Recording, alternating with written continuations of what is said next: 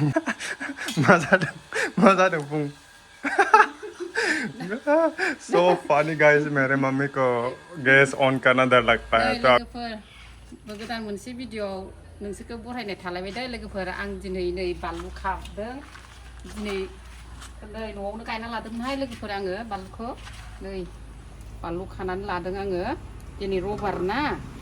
ओमफ्राय खागजिबो न'आव दंखायोमोन उनथिंजाय बेखौबो खानानै लाखाबाय दिनै रबिबारनि स्पेसियेल संनानै जानो होननानै सानदोंहाय लोगोफोर आङो न'नि बानलुबो खानानै लाखाबाय अमा बेदर लाबोदों थास' बेदरजों संसैहाय लोगोफोर नै आंहा गल निमुआबो थायनानै दङ दै लोगोफोर ओइ गोजौआवबो गिदिर गिदिर जाबाय बे देरबाथाय भाद्र मास जोबबाथाय आङो बेखौ आसार बानायगोन दे लोगोफोर दानो आसार बानायबा गोसोम जायोना लोगोफोर ओइ नै गाहायावबो दै लोगोफोर नै गाहायावबो जि थायखादों लोगोफोर नै खिन्थु जोंनि आसामनि नङा दै लोगोफोर बे गल निमुआ जोंनि आसामनि नङा जार्माननिसो लोगोफोर जार्माननि तो गाइस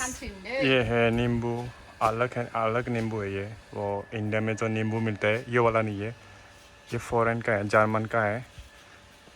तो लाया था इधर तो ये लगा दिया इधर तो अभी लगने लगा ये बहुत सारा है देख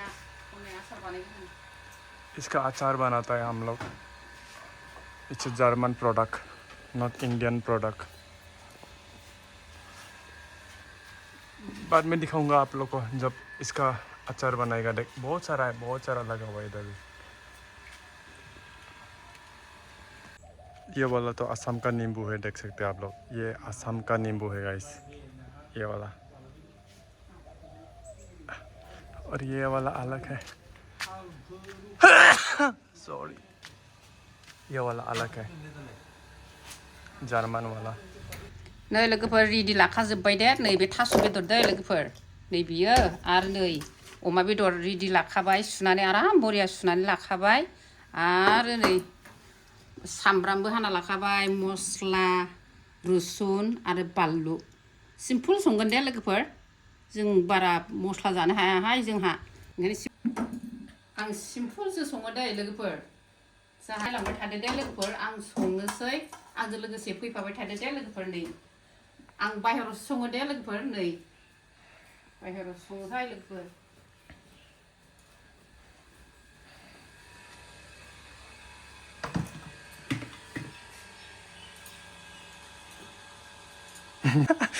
मा जादों बुं so funny guys मेरे मम्मी को गैस ऑन करना डर लगता है तो अभी मेरे को बोल रहा है ये जलाने के लिए गैस ऑन करने के लिए एक्टिंग देखो इसका एक्टिंग कैसा दिखा रहा है ऐसा है भाई रुको मैं अभी गैस ऑन कर देता है फिर अभी मम्मी ये बनाना चालू कर देगा जहाँ मामा को गैस जलायनो रोङो माने गियो बे जलाया आंखौ जलायनो होदों दा जलायना लाग्रोनोसै लोगोफोर आं थाव होनोसै दै सेरनोसै दानिया थावखौ बारा होआ दे लोगोफोर एसेल'सो होगोन गिदिरखौनो लाखाबाय दे आं लोगोफोर नै साराय गिदिराव संगोन इयावसो संनो मोजां मोनो आङो साराया गिदिर ना दानिया नै र' थावा एसे दुंनो नांगौ ने लोगोफोर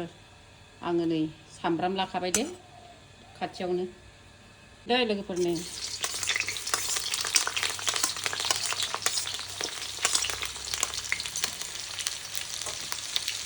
सामब्रामखौ एसे खामफ्राम एवग्रोना लानोसै लोगोफोर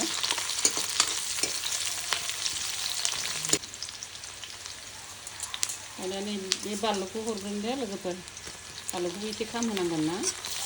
देना लाखानाय बानलु दै लोगोफोर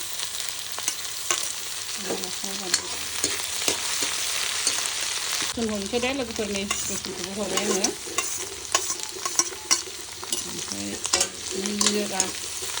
ओमफ्राय जिराखौ देना होदो दे लोगोफोर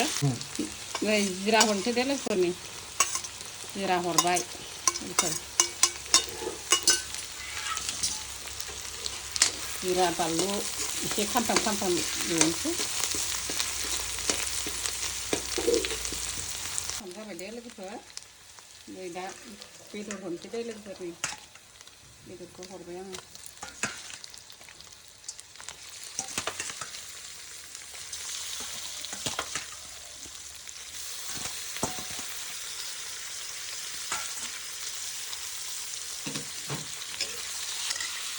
बेदरखौ एसे मोजां एवख्रेबना लाग्रोनोसै बेनि उनावसो थास' बेदरखौबो एवखानोसै दे लोगोफोर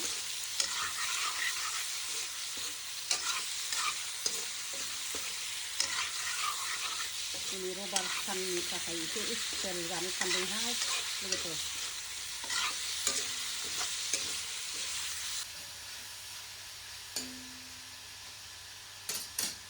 एबार नै लोगोफोर संख्रि हरबाय दै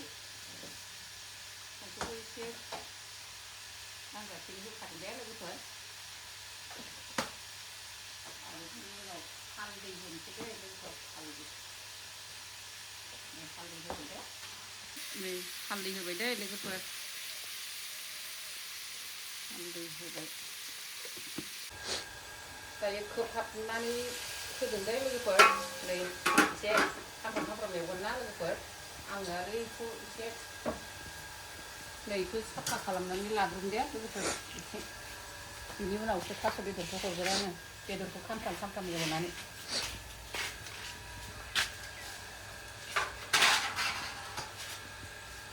आरो ना फिसा फिसा बै ना जोंखोला बेखौबो लाबोदोंना लोगोफोर बेखौबो फ्राय एवनांगोन दा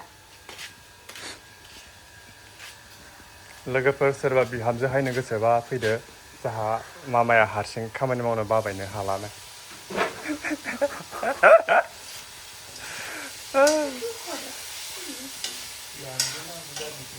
साथामल' मानसि ना जाहा मामाया खामानि मावनो हाख'वाखै हारसिं नै लोगोफोर आङो बिहामजोखौ आरो साखरि गोनांखाखौसो नांगौ दै लोगोफोर मानो होनोबा आंखौबो एसे माबा आंबो बिहामजोनिफ्राय लुबैगोन ना एसे एनै थाइसे थाइनै साहा लोंनो ओंखायनो आङो बिहामजोखौबो साखरि गोनांखासो नांगोन दे लोगोफोर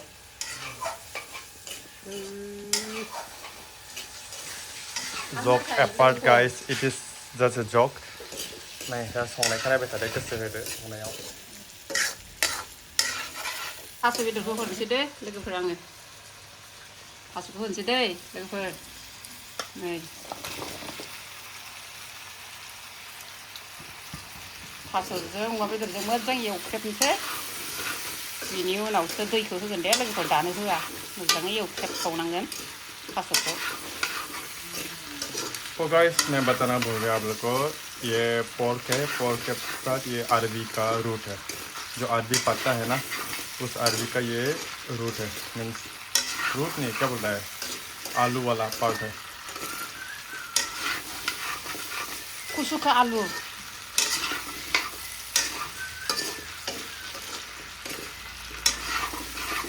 हमारा आसाम पे कुसुन बाबू से नहीं अरबी है आरबी का आलू दे हमारा आसाम का फेभरेट नै लोगोफोर एवख्रेबनाया मोजां जाबाय गोमो गोथाव नुलायलायबाय दे लोगोफोर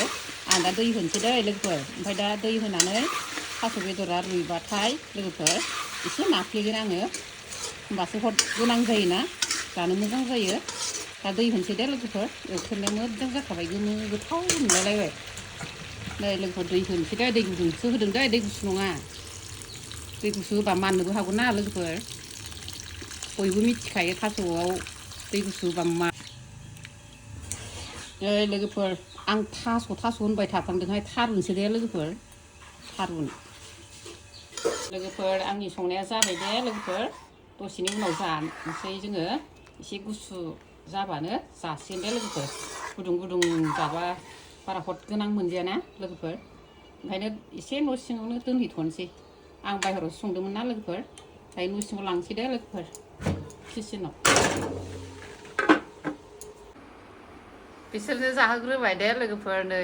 खुरनानै होबाय बिफा फिसाला सानैनो होग्रोनोसै आङो आं दा लासैनो उनाव जागोन इसोर जाखांबा लोगोफोर जादों संनाया फाइन टेस्टि जादोंना जायाखैहाय भेरि फाइन नाइस दिनै जात्रा संनाय नायदों दे लोगोफोर थास' थारुनजों अमा बेदर बोरैया जादों थिगानो थारुनजों अमा बेदरजों लोगोफोर बुरिया रोंसाबदों दे संनाया मोजां जादों टेस्टि जादों नै आसार लोगोफोर बेयो आसारा माबा दे मेवा आसार ओमफ्राय बानलु सिब्र' होफादो आरो नै निमु दंफायो आरोबाव माखौ जायो बेखौ होदोंहाय लोगोफोर नै लोगोफोर फिसालायाबो जाबाय बिफाजों माबायदि जादों बाबा संनाया A1 ए दे जाबाय था होमबा दे बाबु बाय बाय बाय लोगोफोर खुलुमबाय